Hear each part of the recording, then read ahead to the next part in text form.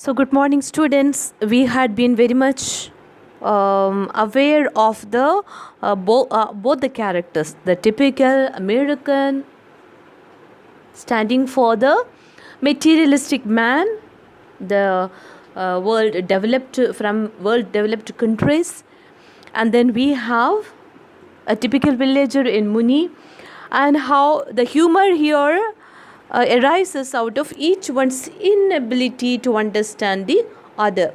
And they seem to be conversing over many topics, isn't it? But in reality, they are talking about entirely unrelated subjects. One speak about the horse, while the other speaking about the spiritual things about Kalki, the horse that would redeem them, and all that, and nothing connected to one another.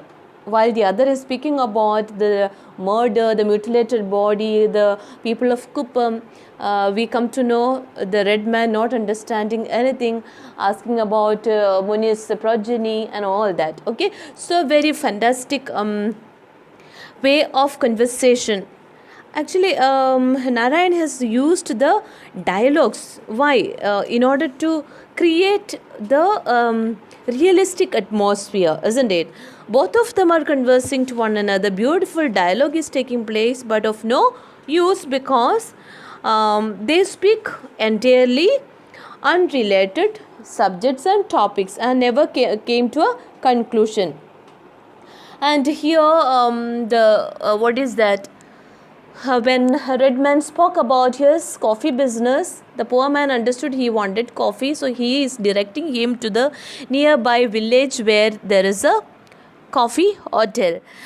And then this is how the conversation is going on. So take page 63, where we have the visitor who realizes that he has spent a lot of time of no use. He has not come to the final conclusion of the sale deeds between him and Muni over the horse.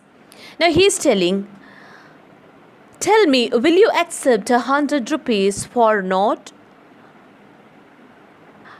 100 rupees or not for the horse? So he already made the purchase deed. He said, I will pay you 100 rupees if you would give me the horse. I would love to take the whiskered soldier also, but no space for him this year.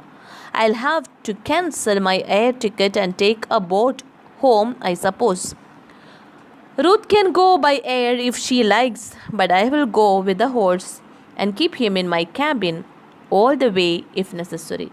Now, see the mind setup of this man. Even his love for Ruth was just peripheral. He says, let her go on her own way by air, but I would rather choose, I would take a boat to home. I'll go by boat to home because I cannot take the horse by air, and so I will cancel the air ticket and take a boat home. And then he says, I cannot take the warrior along with the horse because it is too much for him to carry. And so he would come in the next year and take the warrior as well. Here we understand even the importance of marriage and married life. You see, Muni was earlier thinking about his age, and he says, if I die, because I am 70, what will my wife do? He is still thinking about his wife after his death. What will happen to his wife? And here we have the just opposite in nature. The American says, I will let Ruth go by air as she wish. I don't bother about what she does, but now only my concern is about the horse. So the value system of the West and the East, the importance of relationship, family, friends, you can see the entirely different culture in Muni and the red man, the American. And he smiled at the picture of himself voyaging across the seas, hugging this horse. See, What a foolish way this man thinks about. And this in reality is what happens with the materialistic world, where people have no any value on human life. They are much attached to the things that they like. They go for the materialistic things. Here he says he was still imagining the way how he is going to hug the horse while he is voyaging to his home. He added, I will have to pad it with the straw so that it doesn't break. So he is telling, I will have to pack it with the straw so that it doesn't break. So here you can underline these lines. Ruth can go by air if she likes, but I'll go with the horse and keep him in my cabin all the way if necessary. In order to show the difference in culture between the west and the east, and then you can take against it how Muni is thinking about his wife after his death. And now I have my station wagon, as you see. I can push the seat back and take the horse in if you will just lend me a hand with it. So he is thinking all about how he will be carrying the horse home. Lend me a hand and I can lift off the horse from its pedestal after picking out the cement at the joint. We can do anything if we have a basis of understanding. So here again, are they having any kind of understanding even in their conversation? No. But he is demanding Muni to have a bit of understanding so that he can lift the horse, remove the cement from the pedestal, and then pick the horse, place them in his wagon. At this stage, the mutual mystification was complete. So mystification means they were not understanding each other, the things beyond their understanding. It was all complete, and there was no need even to carry on a guessing game at the meaning of words. Now nothing is going to happen. Nothing could be guessed out what is going to happen. The old man chatted away in a spirit of balancing off the credits and debits of conversational exchange, and said, in order to be on the credit side, O honorable one, I hope God has blessed you with numerous progeny. I say this because you seem to be a good man, willing to stay beside an old man and talk to him, while all day I have none to talk to except when somebody stops by to ask for a piece of tobacco. But I seldom have it. Tobacco is not what it used to be at one time, and I have given up chewing. I cannot afford it nowadays. Now in length, what did he say? He wanted to take the credit of being talked to a foreigner such a long time. Okay, he never had a company, such a good and pleasant company for since a long time. Okay, if at all he had company, it was someone who would be asking for a tobacco or something, the passers by. But here a man spent a lot of time, and so he says, you are really a good man, a richly blessed man, and I suppose you have got a good progeny, you have enough children. He knows he didn't have any, and so he expects this man who is a rich man and a well mannered man having good progeny. Nothing the others' interest in his speech, Muni felt encouraged to ask. Okay, since the man was not giving him a reply or not showing any kind of interest to talk back, Muni continued. What did he say? What did he ask? How many children have you? With appropriate gestures with his hands.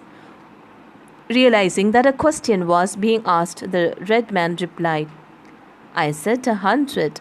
See, Muni asked how many children. The red man is still thinking about his sale deed. And he said 100. What a kind of conjuring up. How many of your children are boys and how many girls? And Muni was so encouraged to hear 100, and then he asked, how many boys and how many girls? Where are they? Is your daughters married? Is it difficult to find a son-in-law in your country also? And so many about it.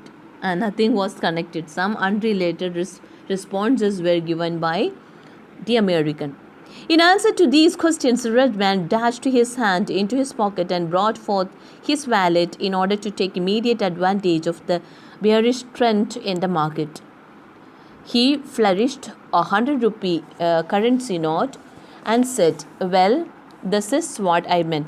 Now the man didn't want to continue with his talk, so what he did, he took out from his pocket 100 rupees. He didn't want to continue long with the unnecessary talks because he was not understanding anything.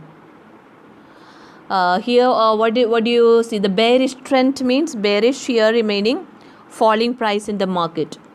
Okay, so he wanted to take an advantage. He wanted to take the horse just with 100 rupees only, and so he wanted to finish off. He flourished a 100 rupee currency note and said, "Well, this is what I meant."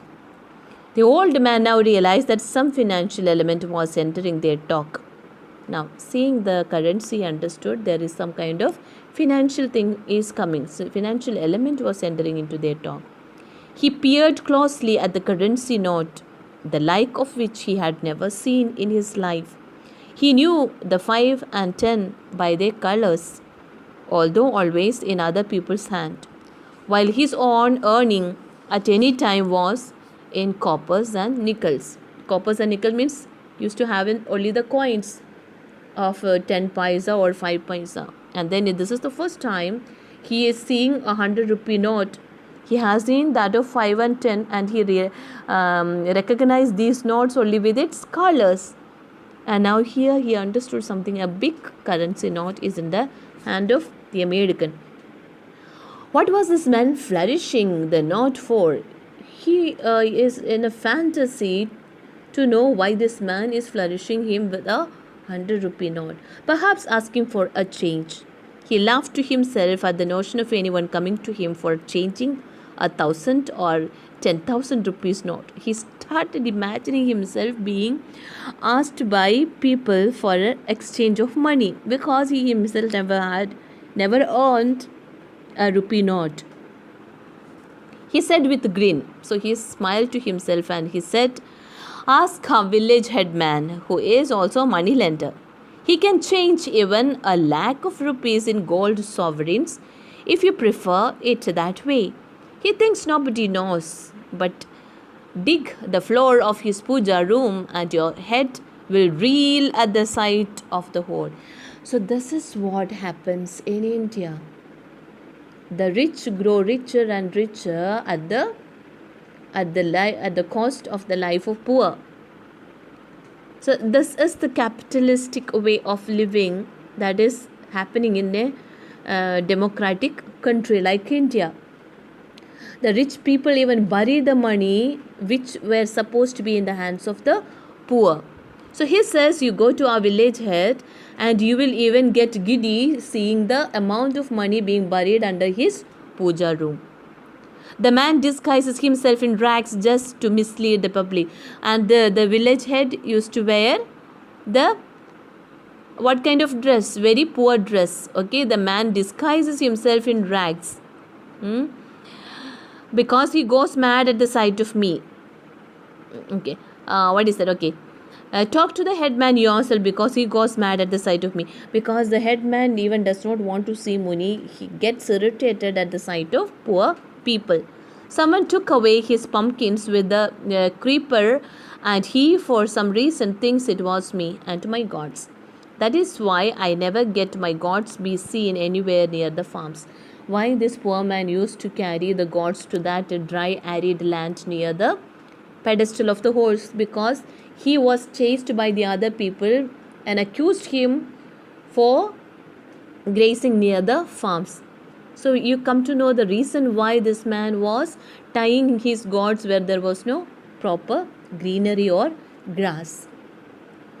The headman had accused him of taking the pumpkin along with the creeper. He and his gods were accused, and so this poor man, poor Muni, did not even let his gods graze in the grass. So this is the poor situation happening around the Indian villages. His eyes traveled to his gods, nosing about, attempting to arrest nutrition from minute greenery peeping out of rock and dry earth. And he looked at his poor gods who were trying to dig out some kind of greenery from between the rocks, from the dry earth. There is not enough grass where they are grazing. See the beautiful expression, children. Underline these lines. Okay, the beautiful language used by Narayan, attempting to wrest nutrition from minute greenery peeping out of rock and dry earth. So this from this we will come to know how dry the land is. It is only in a meager portion somewhere here and there the small little grass is coming out, and they are trying to find the nutrition from this little bit of greenery around it. The foreigner followed his look and decided that it would be a sound policy to show an interest in the old man's pets. So, when the American understood the Muni's topic was around his gods, when his eyes were traveling around his gods who were grazing, the man thought it is his courtesy to show some kind of attention to his pets. He went up. Why did he show a little bit of interest? This was a kind of courtesy being shown by the polite people. Okay. He went up casually to them and stroked their backs with every show of courteous attention. Now the truth dawned on the old man. His dream of a lifetime was about to be realized. He understood the red man was actually making an offer for the gods. Now, when the American wanted to show a bit of for the sake of courtesy to the old man's pets, he struck at the back of his gods, and old Muni thought the 100 rupees was meant for these gods. He had been for a long time thinking of selling his gods to someone, and then he knew that the dream has come true. His dream of a lifetime, for a long time, for a lifetime. These are all exaggeration, children. Exaggerated way of writing. His dream of a lifetime was about to be realized. He understood that the red man was actually making an offer for the gods. He had reared them up in the hope of selling them someday, and with the capital opening a small shop on this very spot, sitting here watching towards the hills, he had often dreamt how he would put up a thatched roof here, spread a gunny sack out on the ground, and display on it fried nuts, colored sweets, and green coconut for the thirsty and famished wayfarers on the highway, which was sometimes very busy. Now, what was the lifelong dream of this man? He thought he would rear his gods, and then one day he would sell them, and with the capital money he would put up a small shop of what? Shop of colored sweets, fried nuts, and green coconut, and it would be something good for the famished wayfarers. Wayfarers here means the travelers, famished, who are very hungry. Okay, famished, who has not eaten for a long time. The animals were not, and then see the description, what he thought about. He wanted to put up the shop where the horse is, where he is seated now, so that he can watch towards the hills. And then he had also thought it should have a thatched roof, spread a gunny sack out on the ground, and display his food items. The animals were not priced once for a cattle show, but he had spent his occasional savings to provide them some fancy diet now and then. Poor man, when he got some money, he used to buy some fancy food for his gods. And they did not look too bad. And now he is looking at his god and telling to himself, my gods are not looking so bad. While he was reflecting thus, the red man shook his hand and left on his palm 100 rupees in tens. Now, suddenly realizing that this was what the old man was asking. It is all for you, or you may share it if you have a partner. And now, what did he say? The old man, not wanting to continue with any more talks, he took the hand of Muni and placed 100 rupees in tens. Means 10 rupees note for 10 pieces, that is 100 rupees in his hands. Suddenly realizing that this was what the old man was asking. So he thought it was the old man was asking for the money. The old man pointed at the station wagon and asked, "Are you carrying them off in that?" So, not knowing what exactly the American wanting, he asked, "Are you taking my gods in the wagon?" "Yes, of course," said the other, understanding the transportation part of it. So the man mistook the it's about the horse. So he said, "Yes, I am taking the horse in the wagon." The old man said, "This will be their first ride in a motor car. Carry them off after I get out of sight. Otherwise, they will never follow you, but only me, even if I am traveling on the path to Yamaloga." So, what did the old man say? "My gods may not have not traveled any time in wagon, so take care of them, and I cannot see them being off, because even the gods will not leave me alone unless I die and go, and so I will move off." He is telling that I will move off, I will get out of sight. He laughed at his own joke, brought his palms together in a salute, turned round and went off, and was soon out of sight beyond a clump of thicket. Clump of thicket here means the thick bush. So telling that my gods can may follow me if I stay here. So it is you can take the gods out of my sight only. And saying bye to the old man, showing his hands together, saluting him, he turned and went off. The red man looked at the gods grazing peacefully, perched on the pedestal on the horse. As the westernly sun touched off the ancient faded colors of the statue with a fresh splendor, he ruminated. He must be gone to fetch some help, I suppose, and settled down to wait. When a truck came downhill, he stopped it and got the help of a couple of men to detach the horse from its pedestal and place it in his station wagon. He gave them 5 rupees each, and for a further payment, they siphoned off gas from the truck and helped him to start his engine. Now, very fantastic and comic ending. Why Muni left saying that the gods will not go in the wagon in his presence, and so he went away, and the foreigner thought Muni has gone to get some more helpers in order to keep the horse in the wagon.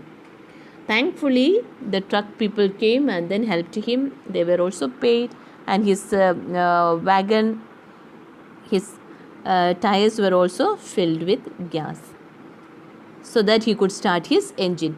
Muni hurried homeward with the cash securely tucked away at his waist in his dhoti.